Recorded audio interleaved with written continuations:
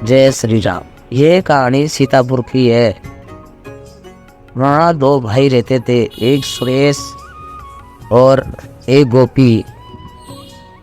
बड़ी वाली की पत्नी का नाम गीता था और छोटे वाले का सुशीला। बड़े वाले पे दो बच्चे थे और छोटे पे 2 साल का बेटा था, उसका नाम मनीष था। और उनकी माताजी थी। खुशहाल परिवार था। खेती करते थे, अपनी सब्जियां बोते थे और बैलगाड़ी से मंडी ले जाते थे। दोनों भाई अच्छी तरह काम कर रहे थे, पर दौड़ चढ़िया में अच्छी बनती नहीं थी। छोटी छोटी बातों पे रोज़ झगड़े होते थे। रोटी बनाने के पीछे हर तरीक़ा से बड़ी वाली बहुत लड़ाई करती, सिला की चिटानी। और छोटी अपना सारा काम करती, फिर भी लड़ती रहती कि ये काम चोर है, काम ठीक से नहीं करती। जब शाम को बड़ा वाला भाई सब्जी बेच के मंडी से लौटा और छोटा खेत में से लौटा, तो बड़ी वाली खूब लड़ाई सी कर रही और बोली, इन्हें अलग कर दो, ये हमारे साथ में इसकी पत्नी काम नहीं करती, बिल्कुल काम चोर है। और दोनों भाई बैठ के बोले, रोज़ रोज़ के कलेश से तो अच्छा है। अपने छोटे भाई से बोले, भाई तू अलग ही रह ले, बाड़े में घर बना ले अपना। तो बोले, भाई बाड़े में तो घर बना लो, उसके लिए पैसों की भी ज़रूरत होती है। तो वो बोला, कुछ ईंटें पड़ी है, उसी को बना के अपना घर बना ले और दोनों पति पत्नी और अपने बेटे के साथ आराम से रहो और कोई काम पकड़ लेना। बड़ा तो ये कह के और अपना किनारा कर लिया। जिठानी खुश हो गई कि अच्छा है, ये अलग हो जाएंगे। उन्हें बोले, भाई मुझे कुछ तो दे दो जिससे मैं अपना काम कर सकूं। कि और तो कुछ नहीं है, एक गाय है, उससे हमारे बच्चे दूध पीते हैं। ये छोटे छोटे 2 बछड़े हैं गाय के, ये तू रख ले, तेरे बड़े होंगे तो तेरे काम आएंगे खेत जोतने में। दोनों के एक एक खेत हिस्से आया था। उसकी माँ के साहब ने ही फैसला कर लिया और उसके लिए बड़े भाई के लिए घर बना हुआ था। छोटे को बाड़ा दे दिया, बोले तू खुद बना ले कमा के। और बेचारे दोनों बाड़ा में जाके अपने ईंटों का कच्चा घर बना के और रहने लगे। थोड़ा सा सामान उनको दिया, एक चारपाई, और उसी से अपना दोनों छोटा बेटा और उसकी बहू रहने लगे। सासू माँ बड़ी वाली बहू से डरती थी, इसलिए कुछ बोल नहीं पाई, उसी के पास रहती। और बड़ी वाली बोली, अच्छा हुआ अलग हो गई, अब हम भी कुछ अच्छा काम करेंगे, साथ में रह के कुछ नहीं कर पाते। छोटी वाली बहू उसी में दोनों पति पत्नी रहने लगे, टीन वीन लगा के। एक संगी बड़े भाई ने छोटे भाई को अलग कर दिया। तो एक खेत में तो सब्जियां बो रखी थी और एक में कुछ नहीं था। जिसमें कुछ नहीं था वो अपने छोटे भाई को दे दिया। अब वो बोले, इसमें तो अभी कुछ बोया भी नहीं है, मैं क्या करूँगा इसमें। दोनों पति पत्नी उदास होके, मैं कहीं बाहर ही काम ढूंढूंगा। और एक दिन अपने दोस्त से बोला, भाई मुझे तू कहीं से सस्ती साइकिल दरवा ले, मैं कहीं बाहर जाके काम करूँगा, मेरे को बच्चों को पालना है। बोले, यार कैसे मैं दरवा दूँगा तुझे। और दोस्त ने एक दुकान से उसे साइकिल दरवा दी, सेकंड हैंड साइकिल लेके वो मार्केट में जाके एक राशन की दुकान पे बोला, कोई जॉब खाली हो तो मुझे दे दो। हमने बोला, भाई ज़रूरत तो है हमें, तुम सामान वामान तोल लोगे, पढ़े लिखे हो। उन्होंने बोला भाई ज़्यादा पढ़ा लिखा तो नहीं हो, फिर भी सामान तो मैं तोल ही दूँगा, जहाँ तुम डरवाओगे वहाँ पहुँचा भी दूँगा।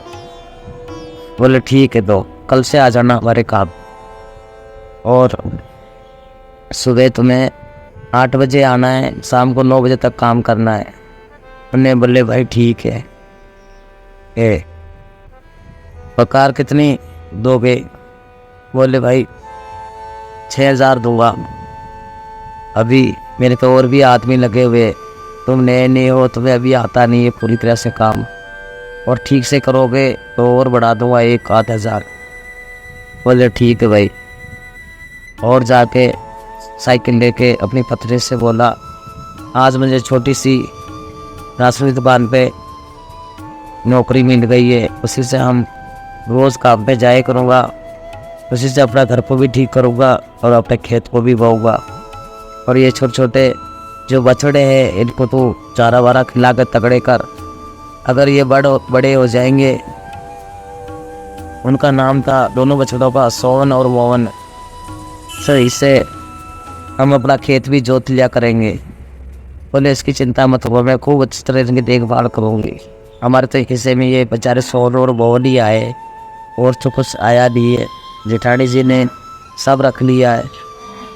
बोले जो आया वही ठीक है, राम जी की कृपा से हम इसी में गुजारा कर लेंगे। क्या ही उस सामान के पीछे बड़े भाई से जवान करूँगा, क्या कमा लेंगे हम।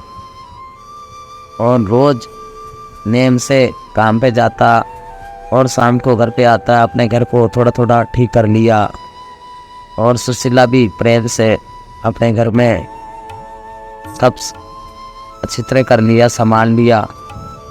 और पड़ोस में जिठानी देखे और औरतों को संग खड़ी होके बोले देखो हमारी देवरानी, यहाँ तो इनका आदमी काम पे नहीं जाता था, खेती में घूम घाम के आ जाता था, दोनों ही काम चोर थे, और अलग होते ही देखो कैसे जिम्मेवारी संभाल ली है।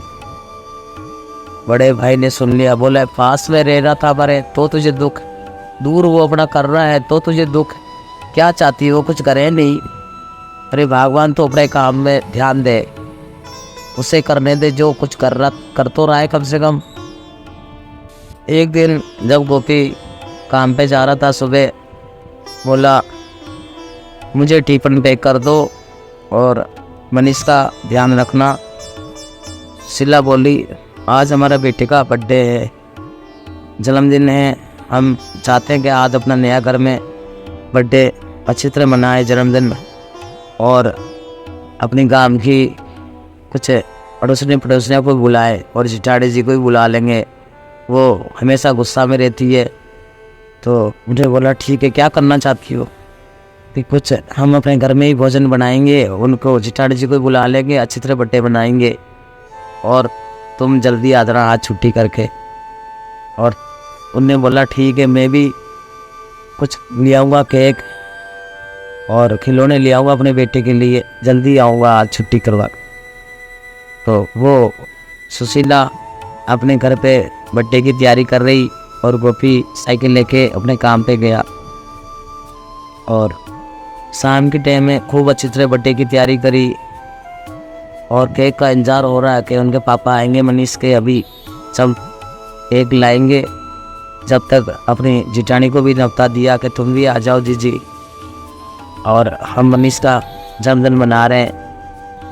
तो कह रहे आ रही हो? वो शाम बोली अब तुम पे इतने पैसे आ गए कि अब तुम जन्मदिन भी मनाने लगे? कि हाँ जीजी, ऐसा तो नहीं आए तो क्या हुआ, जन्मदिन ने बेटा का मना ही ले उसकी खुशी के लिए, और तुम्हारा देवर साहब को केक लेके आएगा, गीत वीत गवा रहे, तुम ज़रूर आना भाई साहब को लेकर, बच्चों को लेकर। कि हाँ ठीक है आ जाऊँगी। और वो भी जहाँ राशन की दुकान पे काम करता था, उन्होंने बोला आज मुझे जल्दी छुट्टी दे दो, मेरे बेटे का जन्मदिन है, मुझे कुछ बर्थडे गिफ्ट और कुछ सामान ले जाना है, केक वगैरह। कि ठीक है भाई। उसे उस दिन जल्दी छुट्टी दे दी थी 8 बजे, और वो केक लेके और सारा सामान लेके घर पे लौट रहा था।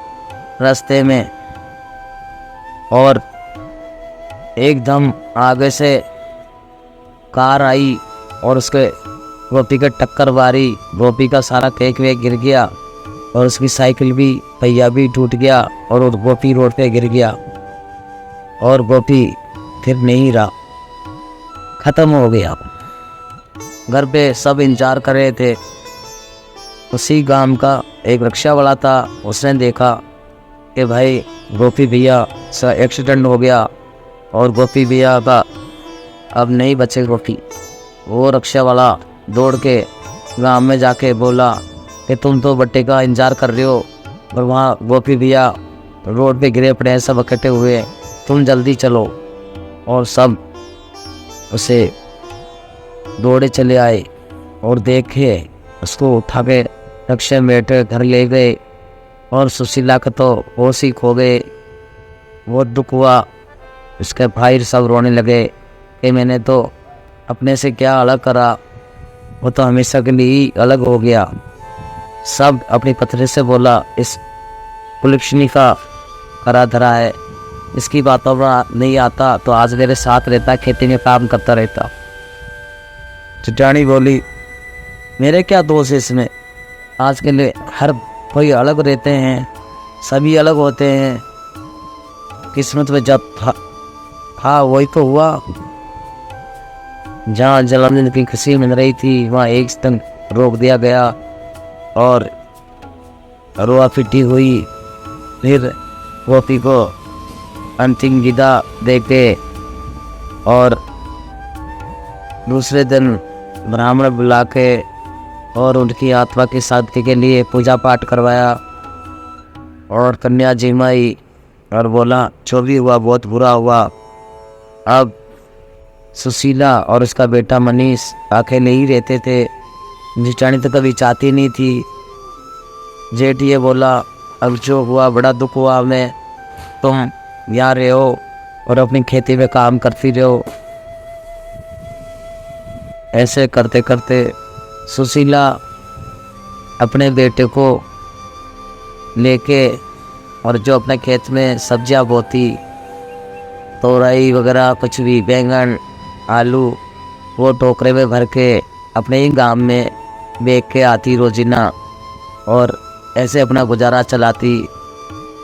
जब उसका पति नहीं रहा तो बड़ी दुखी सी रहने लगी और अपने बछड़ों को उनको चारा डालती, जैसे उसका पति कह के गया इसका ध्यान रखना। और थोड़े पैसे इकट्ठे करके अपने बच्चे का दाखिला करवा दिया स्कूल में। इसका बच्चा पढ़ने में बहुत ही तेज, मनीष रोज अच्छी पढ़ाई करता, कभी टीचर शिकायत नहीं करते। जब भी सुशीला स्कूल में जाती तो मैडम बोलती, मैम आपका बेटा बहुत ही अच्छी तरह पढ़ाई में है, ये ज़रूर कुछ बनेगा। सुशीला बोलती, मैम मैं यही चाहती हूँ ये कुछ बने, तुम इसे खूब अच्छी तरह पढ़ाओ मैम। ऐसे करते करते सुशीला अपनी सब्जियां बेचते बेचते बेटा की भी पढ़ाई आगे बढ़ती रही। 7-8 साल में बेटा हमेशा हर साल पास ही होता, कभी फेल नहीं हुआ। वो हमेशा अपनी माँ को देखता कि वो उदास रहती है, कभी अपनी माँ से कोई चीज़ नहीं मांगता और रोज़ पढ़ के आके शाम को अपनी माँ जब सब्ज़ी बेच के आती तो उसके पैर दबाता और बोलता, माँ तो उदास मत रहे, मैं पढ़ लिख के ज़रूर कुछ बनूंगा, आज हमारा छोटी सा घर है तो खुश रिया कर, तू होगी तो दे दी, मेरा मन अच्छी तरह पढ़ाई में लगेगा, जैसा तू कहेगी वैसा ही मैं करूँगा।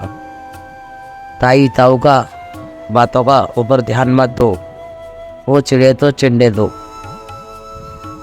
बेटा को करता करता उनका बेटा बड़ा हो गया और स्कूल पास हो गया, पूरी इंटरव्यू पास करके बोला, माता जी अब तो मेरे कॉलेज में एडमिशन करवाना है, कॉलेज में के कहाँ से लाओगे आप इतनी रकम? बोले, बेटा मैं कुछ भी करूँगी, किसी उधार लूँगी तो तेरा कॉलेज में एडमिशन जरूर करवाऊँगी। एक दिन उसका जेठ सब्जी मंडी जा रहा था, सब्जी लेके उस सीजला जाके बोल रही, भाई साहब मेरे बेटा का कॉलेज में एडमिशन करवाना है, मुझे कुछ पैसे दे दो, 40-50 हज़ार, मैं धीरे धीरे तुम्हारा चुका दूंगी। बोले दे दूंगा, चलो शाम को ले लेना। रिचाणी बोली ऐसे ही फ्री में नहीं मिलेंगे, ब्याज लगेगा। बोले जी कोई बात नहीं, ब्याज ले लेना तुम। और सुशीला ने जेठ से पैसे लेके 50 हज़ार और अपने बेटा को कॉलेज में एडमिशन करवाया, कोटा भेज दिया। और कोटा की जाते समय जब बस में बिठाया तो बेटा बोला, वाह तो चिंता मत करना, जैसे ही मैं इंजीनियर कॉलेज में अच्छी तरह पास आऊँगा जैसे यहाँ आया था, और एक दिन मैं अफसर बन के ही दिखाऊँगा माँ, तो टेंशन मत लेना, तो अपना ध्यान रखना। और मैं बेटा तू भी चिंता मत करना, जब भी तुझे पैसा की ज़रूरत होए तो तू अपने ताऊ पे फ़ोन कर देना, ताऊ जी मुझे बता देंगे। ठीक है माँ। और मनीष कोटा में इंजीनियर कॉलेज में दाखिले लिए, वहाँ खूब अच्छी तरह मन लगा के पढ़ाई करता। और उसकी माँ बोली, सब्जी से तो मैं अपने बेटा को नहीं पढ़ा पाऊँगी, काफ़ी पढ़ाई में पैसा लगेगा। तो उसका सोन मोन जो बछड़े थे वो भी बड़े हो गए और उसने मेहनत करना शुरू करी। गाड़ी लेके आई, लकड़ी की सकड़ा गाड़ी, और अपने सोन मोहन से बोलती है, अब तो मेरा साथ दोगे, मनीष के पापा तो है नहीं और मनीष को कुछ बनाना है। और रोज़ मिट्टी लेके आती और ईटा का सांचा लेकर आई, ईंटें बनाती और अपनी सकड़ा गाड़ी में भर के और ईंटें भट्टा पे डाल के आती। रोज़ के 500 रुपया कमाने लग गई। जितनी इससे बनती थी दिन भर ईंटें बनाती और ले जाती भट्टा पे डालती।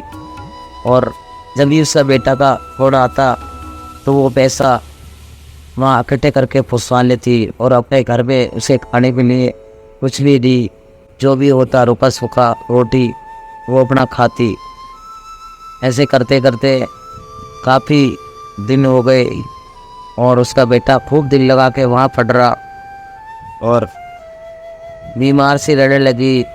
सर्दी हो या गर्मी हो, ईंटें बना के और अपने उस दोनों सोनमोहन को जोत के गाड़ी में, सकड़ा गाड़ी में, और ईंटें भर के भट्टे पे डालती रहती। कमर तोड़ मेहनत करती, खुद ही गाड़ी चलाती, खुद ही ईंटें खाली करती।